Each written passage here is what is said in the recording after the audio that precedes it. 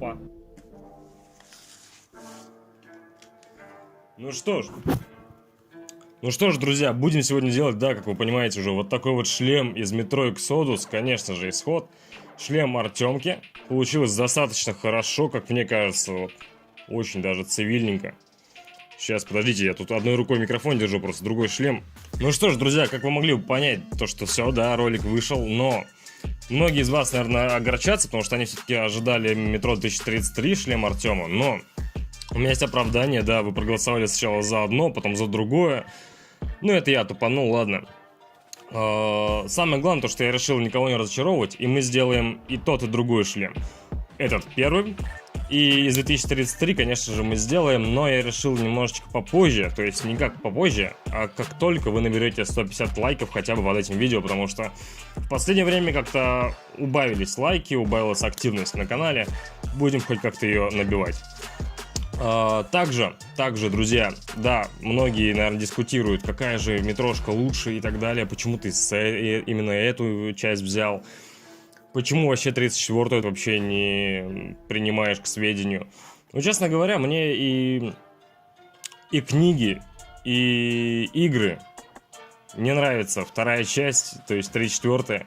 В книгах, ну это понятное дело, потому что там вообще Артема нету, там вообще нету сюжетной линии с Артемом связанной, там одна строчка с Артемом и все. А игра, ну не знаю, такая какая-то проходная, не особо зашла.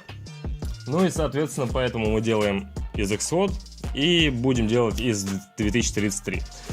Для тех, кому интересно, данный шлем продается. Да, предыдущий шлем, шлем рейнджеров мы уже продали за 7000 рублей, но этот шлем мы делали намного проще, то есть не был задействован пластилин, как-то он легче пошел в общем, поэтому будет логичнее сделать его дешевле, поэтому я его буду продавать за 5500. То есть такая вот странная цена, не знаю. Если что, пишите, все ссылки там будут в описании на мой аккаунт ВК, на Инстаграм и так далее. Ну и что ж, не буду сильно долго затягивать, наверное. Обязательно, кстати, напишите, какая часть из метро вам больше всего нравится. Вот у меня все 3 книги. Я там очень долго фанатею по Metro 2033 и даже пару косплеев делал в свое время. С девушкой фоткались и так далее. Там лайки от Глуховского собирали вот так вот по крупицам. Ну и что ж. Наверное, пока все, что я хотел сказать. Не хочу сильно долго затягивать вас перед видео. Ну что ж, давайте смотреть. Ну что ж, друзья, не буду скрывать, да, я просто подрезал первый этап видео своего предыдущего ролика, так как не было смысла снимать одно и то же 2 раза. Что я сделал? Просто взял свою гипсовую болванку своей головы, можете сделать это прям по своей голове, если у вас есть помощник для удобства. И затем обтянул ее просто фольгой. Заклеил все это скотчем, разрезал на запчасти. И потом взял перфорированную пенку, по-моему, так как она называется, которую можно купить в фикс-прайсе. Это коврики для йоги, это изоляция для труб, это все что угодно применимо.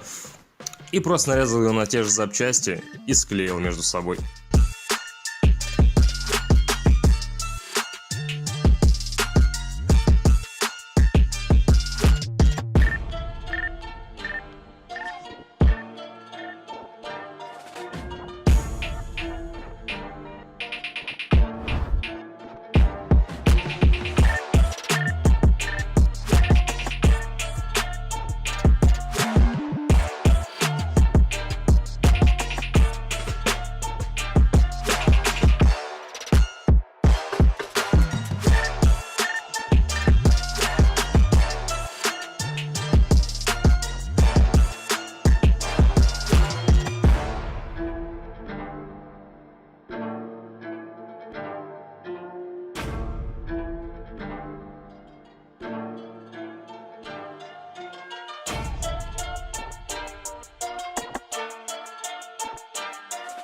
Вот такая вот болванка у нас получается, она не болтыхается, ничего, то есть вполне крепкая, и по ней можно дальше сооружать.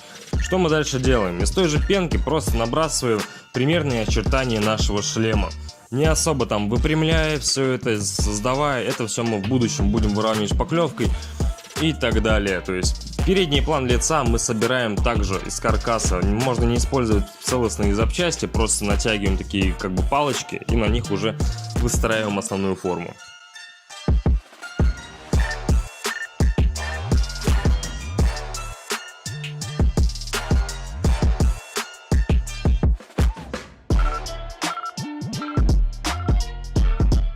Ну а после того, как каркас был собран, основной, соответственно, очень много стыков видных осталось, которые будут мешать потом ПВА, клею и так далее. Поэтому желательно все это обтянуть пористой резиной, места, которые, чтобы потом не выравнивать, чтобы потом не мучиться с ними.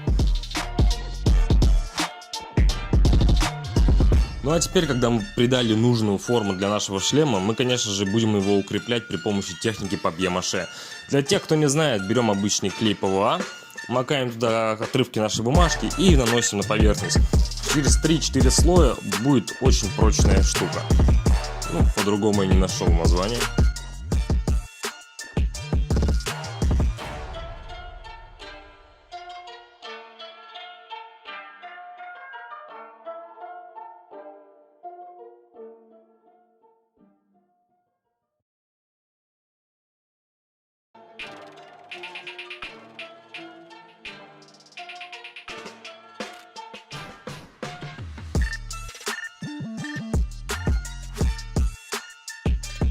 Ну вот наша бумага подсохла, и мы приступаем к обычному выравниванию при помощи фасадной шпаклевки, которую затем мы зашкурим.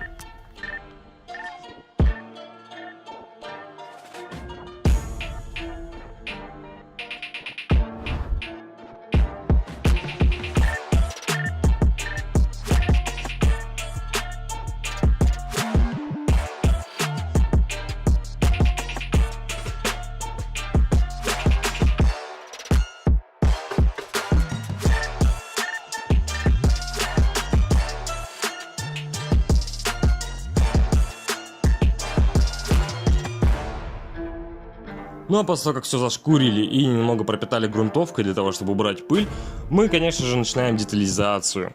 Детализация при помощи пористой резины там, где она нужна. Также для верхушки вот эти вот кругляшки и колпачки я использовал инсулиновый шприц. Я его нарезал на кучу всяких маленьких кружков и приклеил при помощи клея титана. Когда, друзья, совсем забыл уточнить, что да, передняя часть лица, вот морда, вот это вот входа всякие и так далее, это я взял с настоящего противогаза все это дело, просто срезал и приделал уже на нашу мордочку.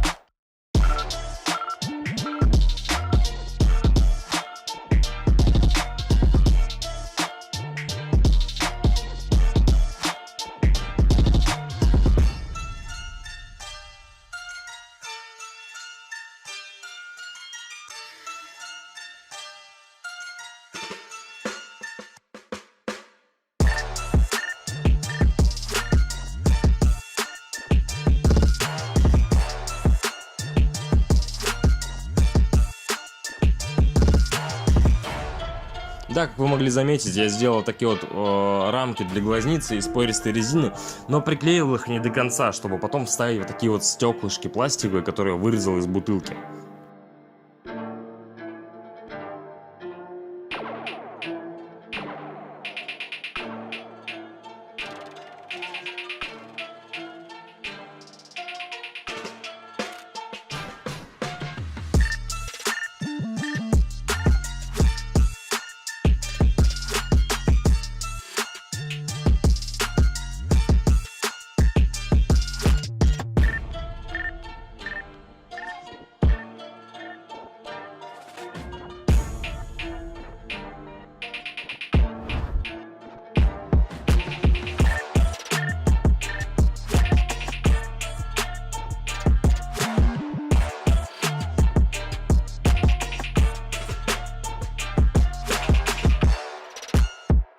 а теперь приступаем непосредственно к покраске. Красил я 3 этапа. Первый этап — это, конечно же, черная матовая эмаль, которую красили в 2 слоя с промежутками в 30 минут. И потом, конечно же, второй этап — это заизолировал некоторые участки и покрасил их в хром.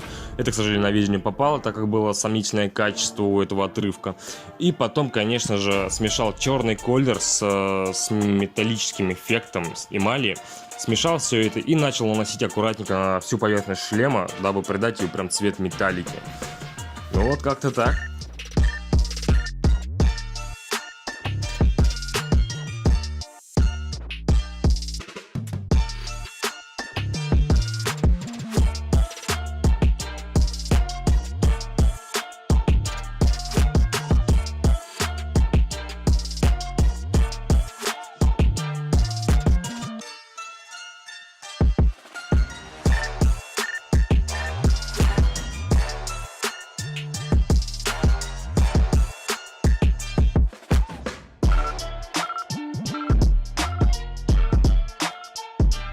Ну и в самом конце я взял обычный фильтр из противогаза, покрасил его в черный цвет и, конечно же, немножко зашкурил до стали, такой эффект потертости, и прицепил его на наш шлем.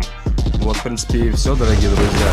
Спасибо вам за просмотр, спасибо вам за лайки, не забывайте, да, про метро 3433, чем больше лайков, тем скорее видео. Ну и все, удачи вам в крафте. Огромное спасибо за комментарии. До новых встреч.